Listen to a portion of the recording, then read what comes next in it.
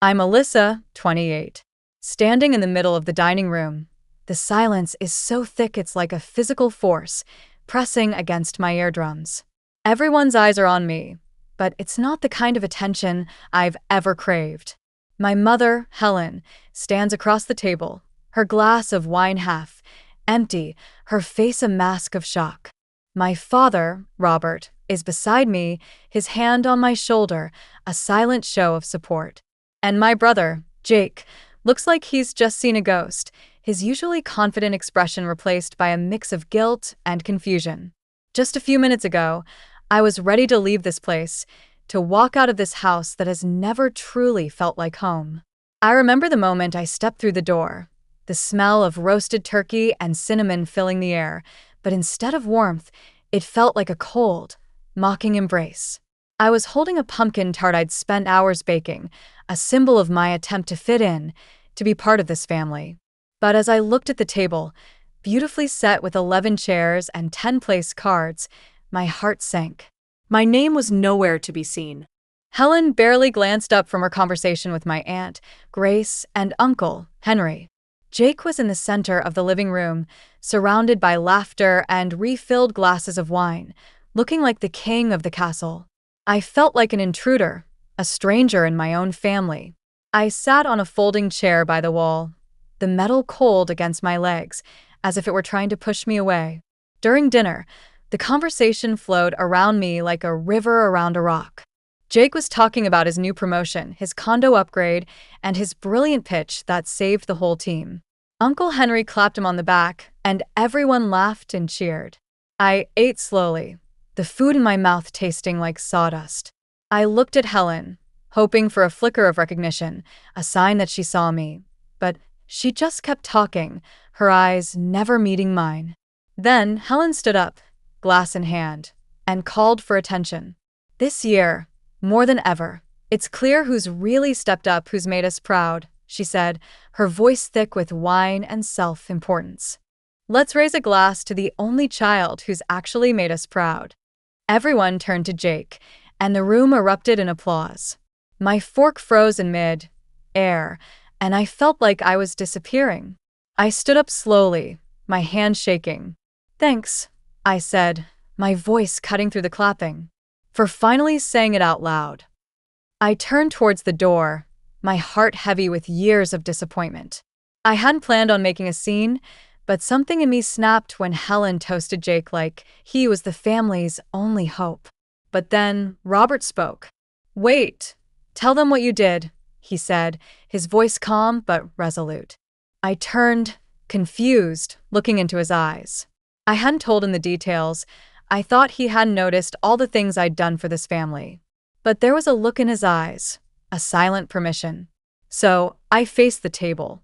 You all want to toast to Jake, but maybe toast to me first, I said, my voice steady. Because I'm the reason he even got that job. There was a hiring freeze at Crestfall PR, but I sent his resume to someone I mentored in HR, someone who owed me a favor. I cleaned up his cover letter, rewrote half his resume, and made the call. Gasps filled the room. Helen's mouth tightened. That's not true. Jake was fully qualified, she said. I shot back. He majored in film studies and listed great people skills as his top qualification. He didn't even know what PR stood for when he sent me the draft. Jake looked at me, his smug smile faltering. What? That's not possible, he said, but his voice lacked confidence. I continued. I've done so many things for this family, and I've never asked for anything in return. When I graduated college early with honors, you asked if the ceremony was worth going to. When I won the state tech scholarship, you called it a cute little computer thing. But when Jake finished a 6-week online branding course, you framed the certificate. Helen crossed her arms. You make everything about you, Alyssa. Can't you let your brother have one moment? I felt the familiar burn rise in my throat, but this time, I didn't swallow it. You mean like when I worked 2 jobs in college, so you didn't have to co-sign my loans? Or when Dad threw his back out and couldn't work, and I sent groceries every week for 2 months? You just said it was sweet of me, like I was a stranger. I took a deep breath. And last year, when you got that letter from the IRS about the lien on the house, it wasn't God who fixed it. It was me. I paid it off with my savings so Dad wouldn't lose the home he built. Helen narrowed her eyes. If you had that kind of money, why didn't you help when Jake's car broke down last month? I looked at her and I realized, it's not that you don't understand. It's that you don't care to. Jake needing a car was more urgent to you than Dad keeping his house, and I had nothing left to give. Just then, Jake stepped forward. His voice was soft, almost a whisper. Alyssa, I need to admit something. I knew about the job. After I got the offer, I overheard a call and HR mentioned your name. I wanted to believe I earned it, so I didn't say anything. I stared at him, my heart breaking a little more. You let her erase me, Jake. You soaked up all the praise like sunshine, and you let me be invisible. He flinched, and I could see the regret in his eyes. But then he said, there's more. Last year, when Dad was recovering and you offered to help refinance the house, Mom told me not to let you. She said it would be a mistake, that you'd use it to control everything. I felt like I'd been punched in the gut. All this time, I thought Jake was protecting me, but he was just following Helen's orders. I didn't think you'd actually do it, Alyssa. I didn't think you'd spend your savings, he added. Before I could say anything, the front door creaked open, and Robert stepped onto the porch. You should both come back inside, he said. There's something I need to say. We followed him back into the dining room. Robert stood at the head of the table, where Helen usually sat. Helen returned, and she looked at him like he'd stolen her throne. Robert began, I've made a lot of mistakes as a father. The biggest one was letting this family pretend that being loud meant being right, that silence meant weakness. Alyssa has carried this family more than most of you will ever know. She paid the IRS lien last year quietly, helped refinance the house, and took care of me when I was sick, never asking for thanks. He reached into his coat and pulled out a manila envelope. I've spoken to our lawyer. Starting next month, the house will be in both our names, Alyssa and I. You signed over financial control during the refinance, Helen. You never read the fine print. Helen's face turned pale. You're giving her the house? She snapped. Robert replied, I'm giving her what she already saved. Helen tried to speak, but Robert cut her off. You've done everything except listen to your daughter, to the truth. Helen turned to me. So what? You win now.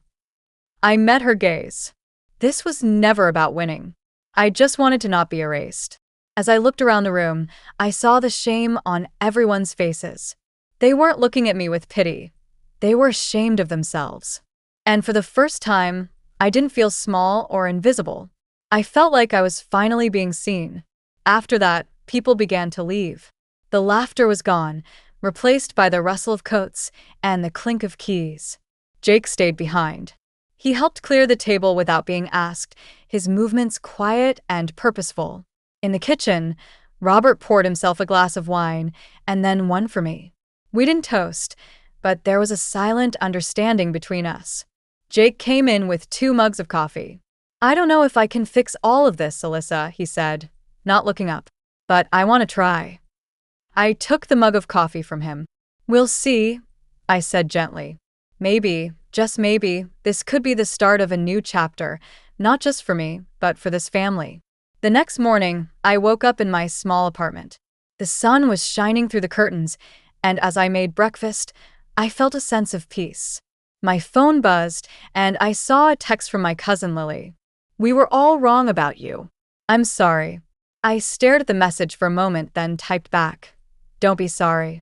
Just be better. I turned the phone face down, took a bite of toast, and let the peace wash over me. For the first time in a long time, I felt free.